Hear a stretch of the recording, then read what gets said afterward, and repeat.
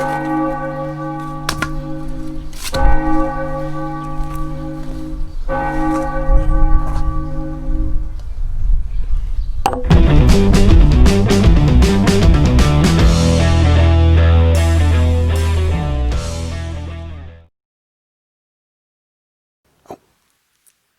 guys. Shh. We're hunting some turkey tonight. Haven't found any yet. But I can tell you one thing while we're waiting. You can watch my new video where I show you how to make fried chicken burger with some jalapeno sauce and some smoky peach jam. Shh. Wait. I think I can hear one. Come here, motherfucker. Time for some sex. Howdy y'all to my new video. Today I'm going to show you how to make my favorite fried chicken burger. I'm going to do this from whole chicken. If you don't know how to debone a chicken, you can go to my other video where I show you how to cut that burger up nice and clean. Now just take the bones and put them in your freezer if you don't want to cook it chicken stock right away. And take the rest of the meat and we're going to start marinating the meat and 400 milliliters or 14 ounces of some good old buttermilk. Now, of course, we need some salt to go along with that. I add here 2 pinches. That should be enough for that kind of chicken. And as you might know, I like my chicken spicy, so we're gonna grind up a tablespoon of black pepper and a tablespoon of coriander seeds for some nice fruitiness. Now grind that up real good. Dump it all in there.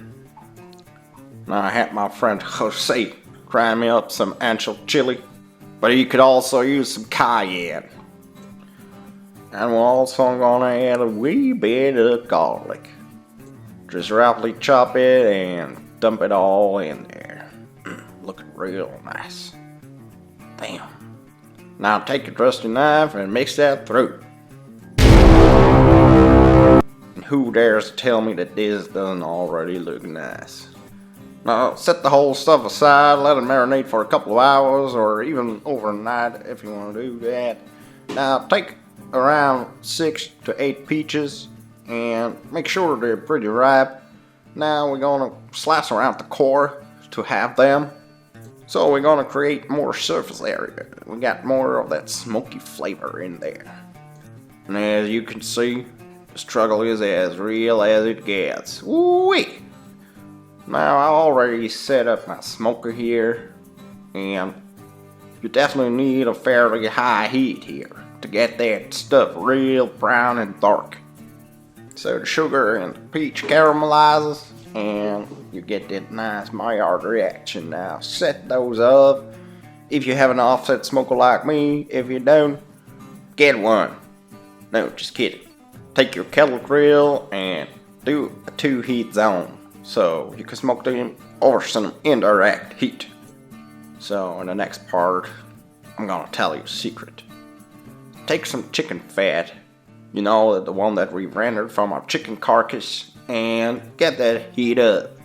Now take a roughly chopped yellow medium-sized onion and a pinch of salt, a couple of cloves of garlic. Again, of course we need garlic, come on, I mean, it's fucking chicken. So now you might now think, that's pretty rough. I thought you were a professional chef, you know, but This is a free country, and I do whatever the fuck I want.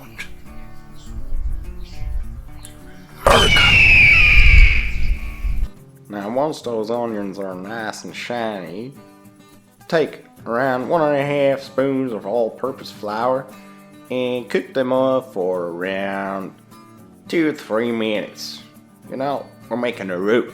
Now once your flour is nicely cooked up, take some cold milk, and I can't stress this enough. Take cold milk, around 300 milliliters or 10 ounces, and add gradually so you avoid lumps.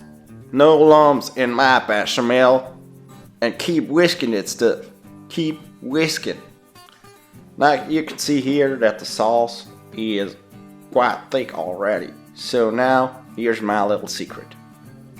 A half spoon of baking soda. Believe me, it's gonna make a difference, especially when you're serving the sauce cold. Now, add an additional 100 milliliters or 3.3 ounces of milk. Cold milk, that is. Now, to give the sauce a little more flavor. Grate around a quarter of a nutmeg in it. Nutmeg goes pretty well with cheese, especially with cheddar or Gouda. And of course, because this is a cheese sauce, we're gonna add some cheese. As I mentioned before, we're gonna add cheddar here. Some real nice American cheddar.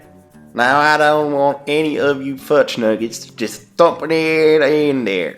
We're gonna add it gradually as well, or otherwise our fat and our milk sauce is gonna split and you end up with a lot of shit. Now, once you're done with the cheese, take some sliced jalapenos and throw them in there. Now, that's gonna give our heat and a little bit of freshness, a nice little kick that we need in a good cheese sauce. Now, once it's done, set it aside, let it cool off, and believe me, the baking soda is gonna keep it melted. It's not gonna get hard. Now back to our peaches. Now these have been smoking around 2 hours over some good old hickory. Now they're ready to cook our jam. So take those skins off, those pesky old skins, and make sure to get away some of that dark spots because their taste is quite bitter. And we still got that caramelized touch on our peaches. Now to cook the jam, get a pan, get it nice and hot, around 160 degrees, and put in some nice cast sugar right here, around 3 tablespoons, and get that caramelized. It's gonna add a nice little touch. It's gonna go good with our whiskey, and especially with our smoke flavor. Now to glaze with those peaches and add a good jug of whiskey. Just take your favorite whiskey. I like Irish whiskey, I gotta tell you, or Scottish whiskey, but also a nice little bourbon. Now to get a little more sweetness and freshness, add around 200 milliliters or 14 ounces of Coke. Now to give it a little more body, take around a tablespoon of coriander seeds, grind it up, and dump it in. And we're gonna need to add some water to cook those things up. So after a while of cooking, they should get real mushy and we can decor them, or at least the rest. Now take those peaches and mix them up real good. Now I like to strain my peaches before I put them back into the pan to cook them off and get them nice and sticky. So just take fine mesh sieve and just tap it lightly from above and all the good stuff will come out and all the, well, kind of bad stuff will be left in the sieve. Now we're going to cook it up until it comes pretty thick so we can spread it out on our burger buns. Now to store it, just take an old mason jar and you can keep it in the fridge for at least a couple of weeks. But before I forget, take a slice of lemon and just drip that juice in there for some nice freshness so the sauce isn't too heavy.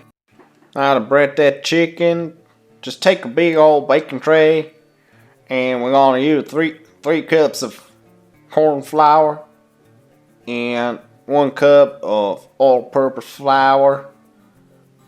Now of course a couple of pinches of salt and some spices. So just add a couple of black peppercorns, grind them up,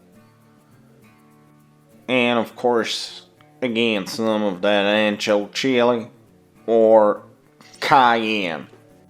Now I also like to add a couple of spoonfuls of malt sea salt. Now once that's done, give it a good old mixeroo, and take your chicken, put them inside, let them lay a little bit in the flour, so it can soak up all of that moisture and it will crisp up real good. So your next job is to get a cast iron skillet, fill it up with around 1 liter of oil or for 35 ounces of sunflower oil. Now I like to set the temperature with the thermometer, as you know, and I'm gonna give you the link down in the description below. Now we can take our chicken and just dump it in there. But be cautious here, because hot oil is pretty fucking dangerous.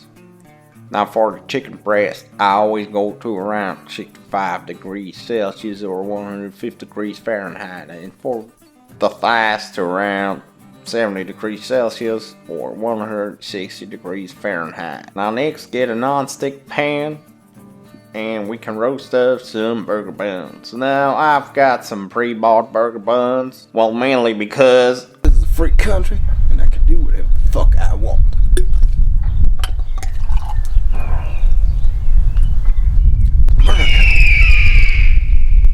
Now real simple here, just toast them up in a pan. You don't have to add any fat to this because these are brioche burger buns. And there's already a shit ton of butter in them. Now it's basically all done. And all there's left to do is to assemble our burger. Now take those buns, take the pigeon jam, smear it on the bottom part of your burger. Get it down real nice, around at least 2 tablespoons. I've also sliced some romaine lettuce just to give it a little more crunch. I'll take those chicken thighs and just lay it on the top of that romaine lettuce. And now here comes our sauce. Now look at that drizzle. Look at that drizzle. You can see it. That's the baking soda. Now definitely watch out because it might be too tasty. Might be too tasty. Now take some sliced onions, put them on top, and be careful that you don't drizzle it all over the table.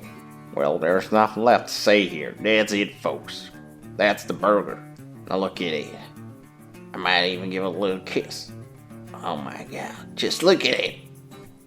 Little kiss there, little kiss there, little kiss there. It's like a baby. Come on. And I'm definitely gonna eat it, folks. Definitely gonna eat it.